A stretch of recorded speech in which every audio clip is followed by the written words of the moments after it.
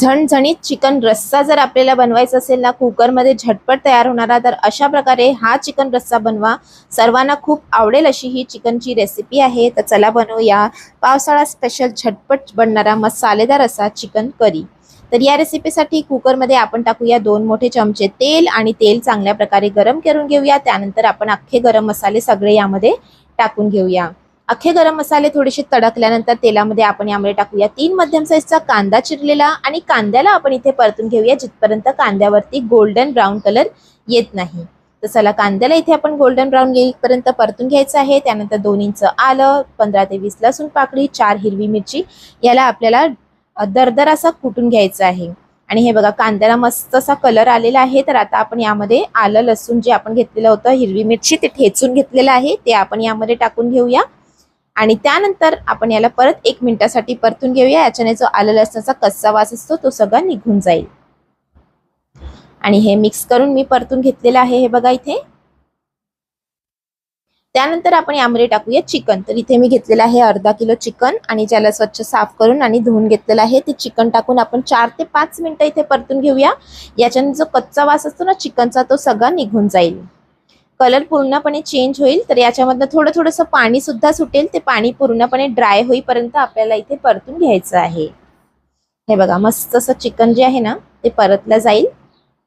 4 ते 5 मिनिटानंतर आपण मसाले टाकून घेऊया. हाफ टीस्पून हळद, 1.5 टीस्पून टाकूया धणे पावडर, 1 टीस्पून टाकूया तिखीवाली लाल मिरची पावडर, हाफ टीस्पून काश्मीरी लाल मिरची पावडर, हाफ टीस्पून गरम मसाला पावडर, 1/4 टीस्पून टाकूया काळी मिरी पावडर, मीठ टाकूया आपण यामध्ये चवीनुसार. आणि हे सर्व मसाले टाकल्यानंतर यामध्ये टाकूया थोडीशी कोथिंबीर चिरलेली आणि मिक्स करून घेऊया आणि परतून घेऊया आपण इथे. तर चांगल्या प्रकारे इथे आपल्याला परतून घ्यायचं आहे 2 मिनिटासाठी. हे बघा मस्त असा आपला हा मसाला जेव्हा रेडी होईल एकदम चटपटीत आणि मसालेदारशी अशी ही चिकन करीची रेसिपी जी आहे ती रेडी होणार आहे. तर हे बघा परतून घेतलेलं आहे मसाल्याला. तर आता आपण यामध्ये टाकूया पाणी. तर अर्धा ग्लास पहिले आपण यामध्ये टाकून घेऊया पाणी, कारण जो आपला चिकन आहे तो शिजायला पाहिजे आणि त्याबरोबर जो आपण कांदा वापरलेला आहे तो सुद्धा एकदम सॉफ्ट झाला पाहिजे. तर पाणी टाकून पहिले मिक्स करून घेऊया आपण इथे.